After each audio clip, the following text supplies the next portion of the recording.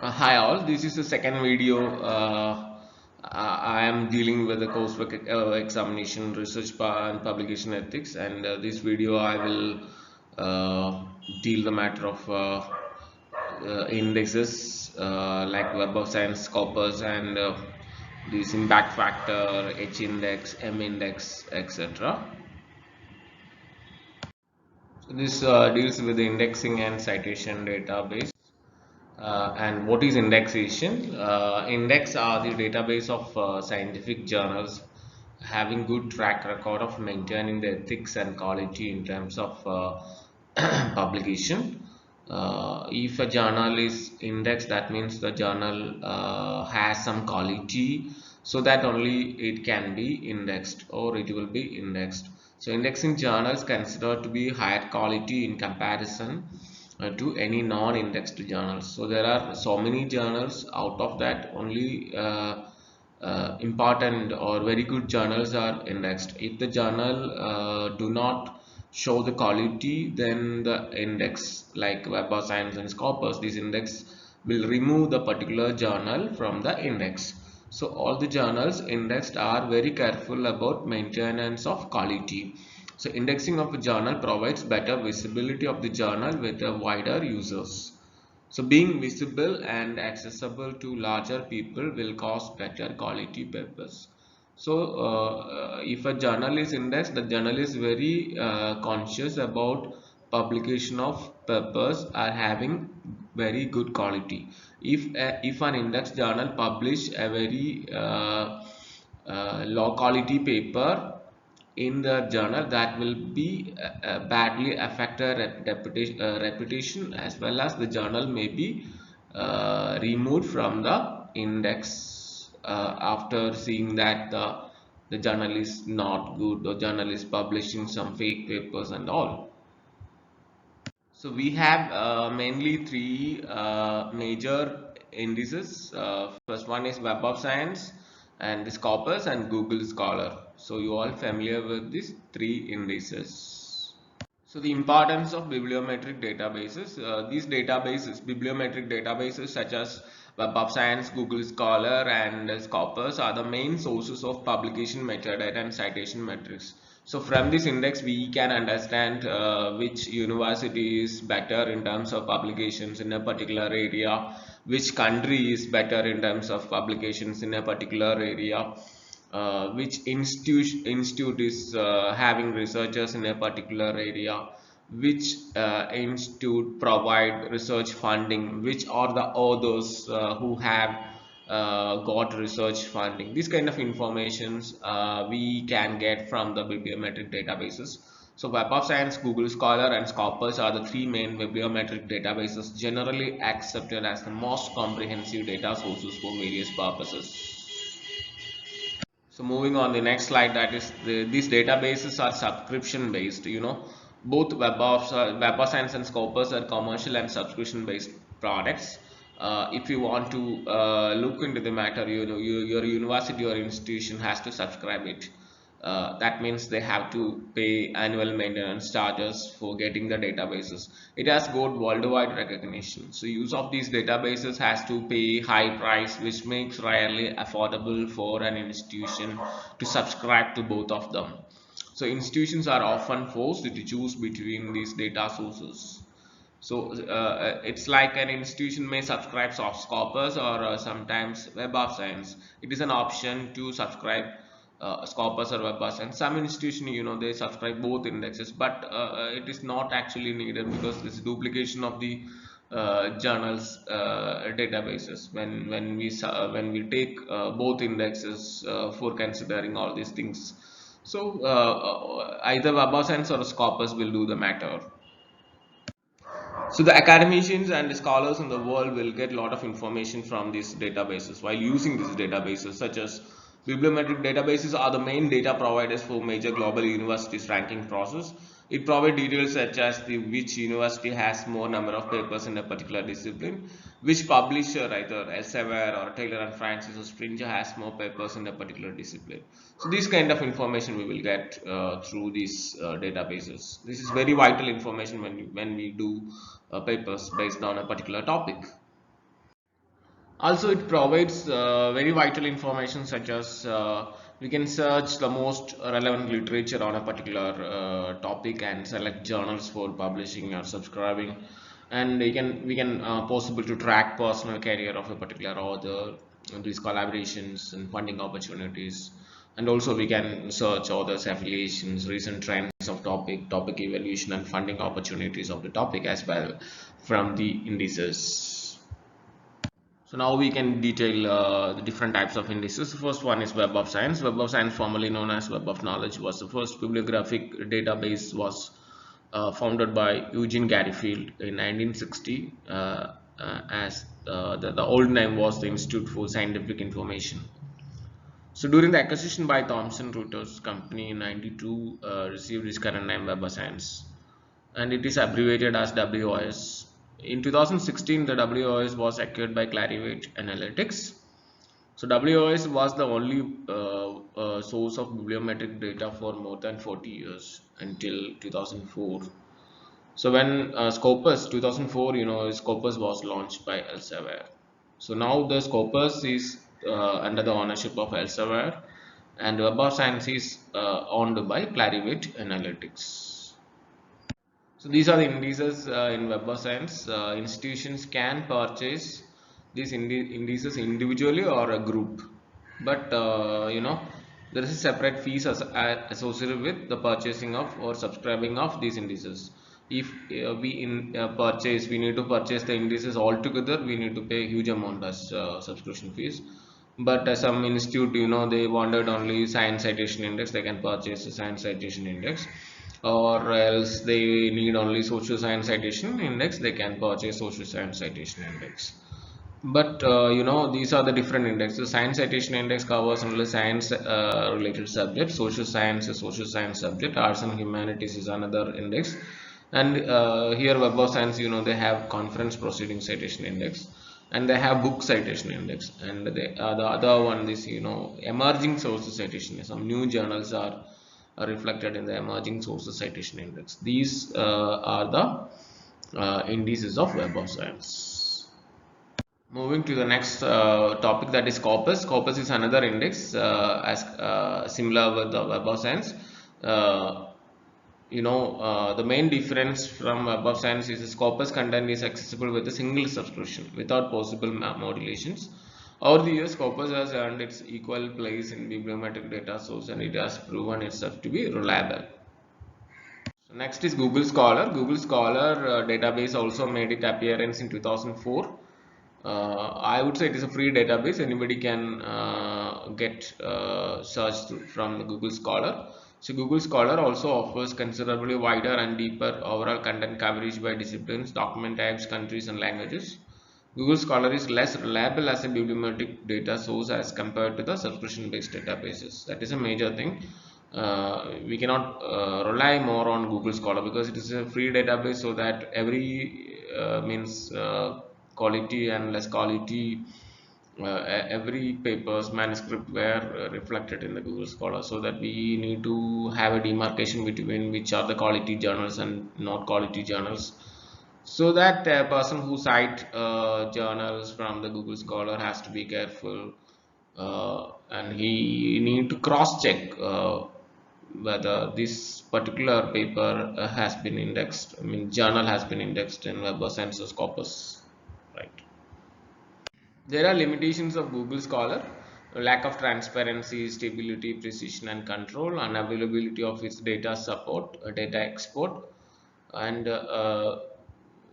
it was also shown that Google Scholar can be easily manipulated using falsified data. So as long as it is a free databases, anybody can manipulate it.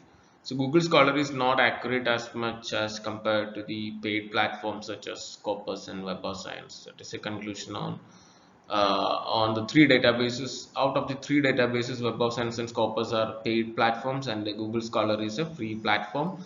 But the Google Scholar is not reliable as compared to Scopus and Web of Science. Next is coverage of research in the indices. The fact that Scopus provides wider overall coverage. A lot of journals are listed in Scopus as compared to Web of Science. So Web of Science only limited journals were listed, but the Scopus, number of numerous journals were listed in Scopus. So the content indexed in Web of Science and Scopus was also shown to be highly overlapping. And Scopus is like an ocean, and the Scopus indexing a greater number of unique sources not covered by Web of Science. So the advantage of Scopus, Scopus is a index of all the journals, because when you search Web of Science, majority journals are not means Scopus is an index which consists of a lot of journals, but the Web of Science is not as much like Scopus. The extent of content overlap means, of course, there is an overlapping. Content overlap between Web of Science and Scopus was determined to be varying greatly across disciplines. Okay. So next, most important thing is coverage of citation data. You know the fact that if when we count the citations in the Web of Science, the journals indexed in Web of Science are only covered. But if we count the citations from Scopus, Scopus is an ocean and it covers the large number of journals journals database. And of course the citation may be improved because of this corpus contains a lot of journals, but the Web of Science, only limited journals were listed in the Web of Science, so that it will affect the citation. So the coverage of citation data is extremely important for the analysis focused on quality and impact. If you take the quality, then the Web of Science citation is good, but if you take the quantity, then the Scopus citation, because Scopus covers almost all journals, but the Web of Science is not like as such as like Scopus. The amounts of citation that were retrieved by the databases is firstly depend on coverage width. So citation counts from year to year is possible. So next is journal prestige indicators. A citation from the high quality journal is worth more than a citation from the obscure journal. So when we try to prepare papers, we have to cite authors who were published journals which were indexed in Scopus as well as Web of Science. If we cite an author that publication was not indexed in the Web of Science and Scopus, then it will be affected the reputation of the manuscript under that citation. So the thing is, citation from a high quality journal is worth more than the citation from the obscure journal. So when we prepare manuscript, we had to have a careful approach on the citations of authors. So databases as indicators make a distinction between the journal popularity and prestige. It provides the details of H index also. So what is citation? A citation is the way you tell your readers that certain materials in your work came from another source. When we prepare manuscript, we are taking something from others and the others contribution, so that we have to give citation or credit to that authors. So that is known as a citation. So it also gives your readers the information necessary to find that source again, including information about the author. So citation is an approach, this approach is very good in terms of we are giving credit to others, and that others also rewarded with the citations in his credit. These citations measures the performance of an author. So an author performance can be measured through citation. So citation, how many citations a particular author has is a measure of the performance of an author. So citations are increasingly used as a performance indicators in research policy and within the research system. So usually citations are assumed to reflect the impact of research or its quality. So now author quality or a journal quality or a publisher quality, everything can be measured through the citations. If the citations are good for a journal, the journal is good. If the citations are good for citations are well worked for an author, the author is good. Something like we can interpret with the help of citations. So we are learning research ethics, So research quality is the multidimensional concept, and it includes the plausibility, soundness, originality, scientific value, societal value of a manuscript. By considering the citation is also important factor for measurement of quality of a journal as well as an author. So example include the use of citation indicators in evaluation of the scientific performance of research group, departments and institutions. Now the UGC has a criteria in the NAC, National Assessment and Accreditation Council, and the entire department citations in a particular year, entire university citations in a particular year, they have a criteria. So if the citations are good for a university, the university is good as compared to others. So the citation is a criteria right now set by the UGC as well as some other agencies, because we can identify the total citation of a particular university, we can identify the total citation of a particular department, we can identify total citation of a particular author. So this is the quality indicator nowadays. So the development of bibliometrics as a field is strongly linked to the creation of Science Citation Index by Eugene Garfield. So 1961 he started by finding out the Science Citation Index, which was a stepping stone, and other social science, humanity citation index, etc. were came into effect after the Science Citation Index. So after that only the citation is the quality indicator for measuring the performance of a university, of an author, of a department, etc. So this slide shows the citation styles available in the academic research right now. So we have three type of citations: the Modern Language Association (MLA) style of citation, and American Psychological Association (APA) style of citation, and the Chicago, which supports two sides, notes and bibliography and other state. These are the three important citations styles available for the academicians. So it is an option of academician to choose among these styles. Again, there is a debate which citation style should I use. So the citation style you choose will largely be dedicated by the discipline in which you are writing. And for most assignments, your instructor will assign a style to you, because if you are a discipline of humanities, you can have a citation style. If you are a discipline of social science research, you have a different citation. In social science research, of course, they are using APA style of citation. And if you are using science, you have a different style of citation. So based on the discipline, and you can also check for the journals guidelines, whether what kind of citations they are following. If they are following MLA, you can follow prepare manuscript accordingly. If the publisher follows APA, you can customize your manuscript according to APA style. So, however, as you progress through your academic career, you may find more flexibility in choosing a style that works for you. So, it's always best to check with your instructor or colleagues as to what style is appropriate. If you have a flexibility, use the guide below to help to decide. There is no hard and fast rule, but simply we can say that in humanities like English, art, history, philosophy, music, religion, language, linguistics, etc., they can try for MLA style, and social science, education, engineering, they can try for APA style, and history, they can try for Chicago style of citation. Next is H index, H index, G index, and M index. These are the very important terms in research and publication ethics. So H index first formally initiated by George E. Hirsch in 2005 to measure the scholars output from the perspective of both productivity and quality. So this indicator can be expanded to measure the output of any publication set of any research group or a country.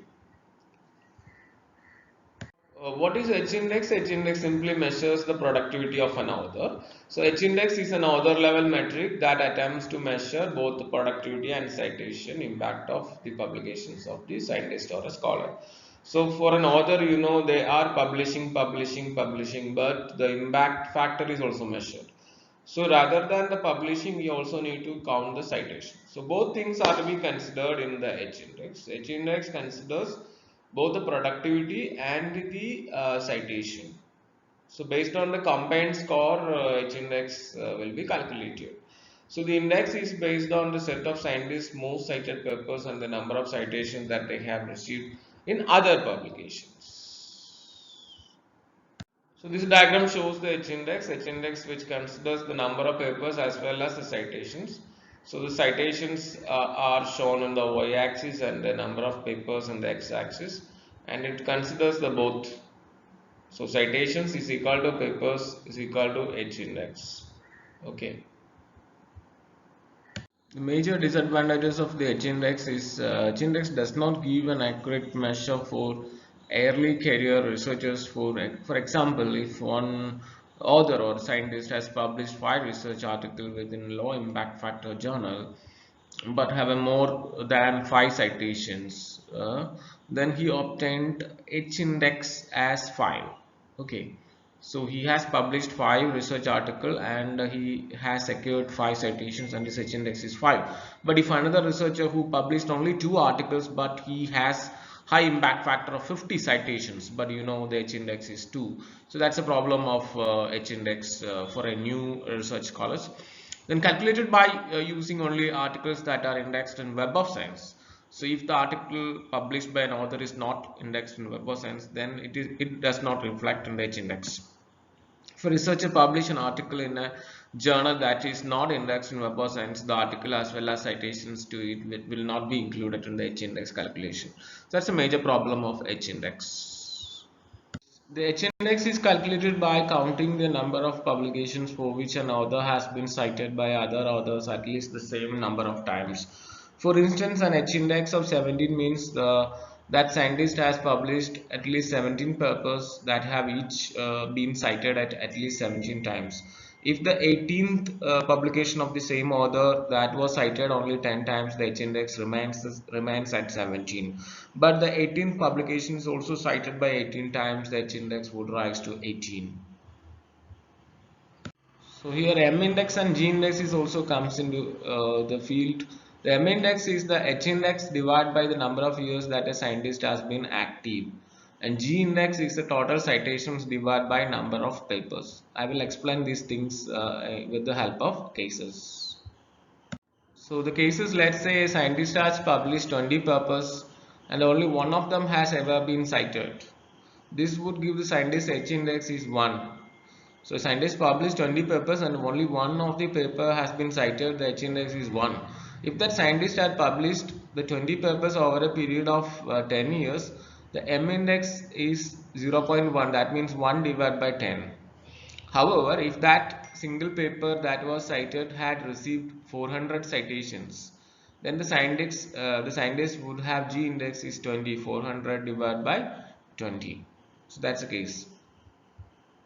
The next is a very important concept, that is impact factor.